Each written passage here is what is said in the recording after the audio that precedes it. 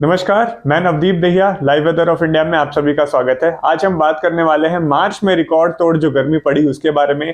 काफी सारे ऐसे रिकॉर्ड हैं जो हमने कंपाइल किए हैं, कुछ ऑल टाइम है और कुछ पिछले सालों के हैं जो मार्च के महीने ने तोड़ दिए। उधर कश्मीर से लेके मुंबई तक और तकरीबन राजस्थान से लेके आसाम तक, मतलब उत्तर से लेके मध्य भारत तक और पूर्व से लेके पश्चिमी भारत तक भी जो है काफी सारे रिकॉर्ड हमें जो है टूट देखने को मिले हैं कि मार्च के महीने में इस साल टूटे हैं। और इसका मुख्य कारण भी हमने पिछले वीडियोस में भी लगातार बातें की हैं, उसके बारे में भी एक ब्रीफ देंगे कि तीन चार कुछ मुख्य कारण हैं जिसकी वजह से इतनी गर्मी मार्च 2022 में पड़ी। सबसे पहले तो एंटी साइक्लोनिक सर्कुलेशन का बनना बहुत ज्यादा जल्दी बनना, 15 से लेके 30 दिन पहले ये मार्च में ही बनना शुरू हो गया था। 10 मार्च के बाद जब ये एंटी साइक्लोनिक सर्कुलेशन बनना शुरू हुआ तो मौसम उत्तर और मध्य भारत में पूरी तरीके से शुष्क हो गया।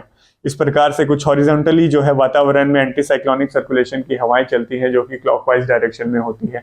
ये 30 तारीख को कुछ इस प्रकार से बना हुआ था जब अपने सबसे ज्यादा जो है स्ट्रॉन्गेस्ट इंटेंसिटी में था एंटी साइक्लोनिक सर्कुलेशन 30 मार्च 2022 को। और उस दौरान इस प्रकार से कुछ दिख रहे थे कि पश्चिमी मध्य प्रदेश के आसपास सेंटर है और पूरे जो है थार से होते हुए गर्म हवाएं जो है पूरे मैदानी राज्यों में पूर्वी भारत में दक्षिण भारत तक जा रही थी। यह मुख्य कारण होता है कि एंटी साइक्लोनिक सर्कुलेशन मौसम को काफी ज्यादा शुष्क कर देता है और हवाएं गर्म हो जाती हैं। वर्टिकली अगर हम एटमॉस्फेयर में देखें तो कुछ इस प्रकार से उसका जो है हवाएं जो है चलती हैं। सिंकिंग एयर यानी कि ऊपर से हवाएं जो है नीचे की तरफ आती हैं और ठंडी हवाएं जैसे ही आती हैं और नीचे हाई प्रेशर होता है और डाइवर्ज हो जाती हैं हवाएं, जिसके चलते जो है ठंडी हवाएं सतह के पास आकर गर्म सतह को देखते हुए भी, और ऊपर मौसम बिल्कुल साफ होता है और सतह को देते ही वो गर्म हो जाती हैं। गर्म होते ही वो फैलना शुरू हो जाती हैं और लैंड एक पूरे एरिया को जो है कवर करना शुरू कर देती हैं, जिसके चलते जो है हवाएं और भी ज्यादा गर्म हो जाती है। मौसम तो शुष्क और साफ रहता ही है, जिसके कारण जो है धूप की भी जो है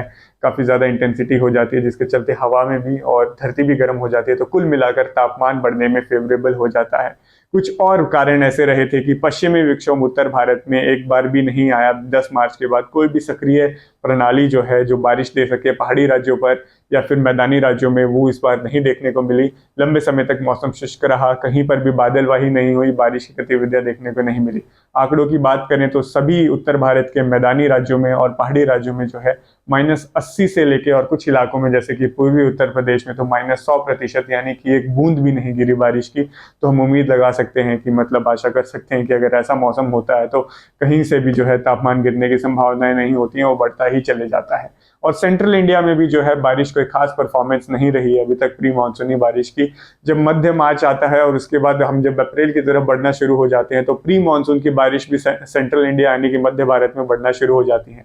इस बार ऐसा कुछ नहीं देखने को मिला। आंकड़ों की बात करें तो मध्य भारत में भी केवल 1.1 मिलीमीटर बारिश दर्ज की गई है और सामान्य जो दर है इन दौरान 8.2 मिलीमीटर होना चाहिए। तो मध्य भारत में भी प्री मानसून की बारिश नहीं हुई। वह भी क्या करती है कि जब तापमान बढ़ने शुरू होते हैं तो कभी कभी दिन में बादल बनना शुरू हो जाते हैं, जिसके चलते बारिश की गतिविधियां जो है तापमान को थोड़ा गिरा देती हैं। लगभग 20 दिन से मध्य भारत में भी मौसम साफ है। महाराष्ट्र, मध्य प्रदेश, छत्तीसगढ़ और गुजरात तक भी मौसम बिल्कुल साफ रहा, जिसके चलते तापमान में लगातार बढ़ोतरी होती चली गई और एंटी साइक्लोनिक सर्कुलेशन डोमिनेट कर रहा था। तो कुल मिलाकर जो है बारिश की गतिविधियां हमें कहीं पर भी देखने को नहीं मिल रही थी। एक लिंक और है जो कि ग्लोबल पैटर्न्स पे हम देख सकते हैं कि जब ला लीना के साल होते हैं, जब ठंड अधिक पड़ती है समर्स में, मतलब समर्स में गर्मियों के दौरान देर में, मतलब देर समर यानी मई जून में ज्यादा बारिश होती है और मानसून भी अच्छा बीतता है ला लीना ईयर्स में। उस साल ये बहुत देखा गया है कि फरवरी या फिर मार्च का महीना सामान्य से काफी गर्म रहता है।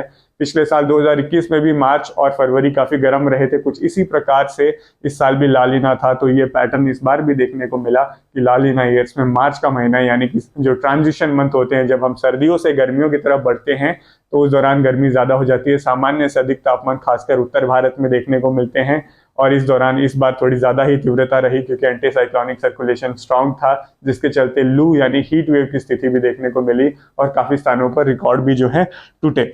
अब कुछ एवरेज टेम्परेचर्स की बात करते हैं कि किस प्रकार से, मतलब सामान्य से कितने अधिक तापमान पूरे मार्च महीने के रहे। ये कुछ मीन टेम्परेचर है, कुछ स्थानों के हमने कंपाइल किए हैं और हम उनको जो है सामान्य नॉर्मल से जो है कंपेयर करेंगे और कितना सामान्य सा दिखता है यानी डिपार्चर फ्रॉम नॉर्मल भी आपको बताएंगे।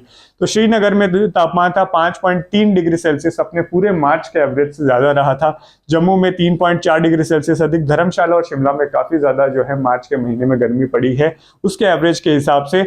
धर्मशाला में +7.1 डिग्री सेल्सियस, शिमला में +7.2 डिग्री सेल्सियस, देहरादून में 4.5 डिग्री सेल्सियस, मुक्तेश्वर में 3.8 डिग्री सेल्सियस, अमृतसर में 2.2 डिग्री सेल्सियस, चंडीगढ़ में +2.5 डिग्री सेल्सियस, न्यू दिल्ली में 3.3 डिग्री सेल्सियस, हिसार में 1.5 डिग्री सेल्सियस, जयपुर में 3.1 डिग्री सेल्सियस, जैसलमेर में +3.4 डिग्री सेल्सियस, बाड़मेर में +3.9 डिग्री सेल्सियस, और आगे बढ़ते हुए लिस्ट बढ़ती चली जाती है। मेरठ में +3.2, लखनऊ में +1.9, वाराणसी में +1.5।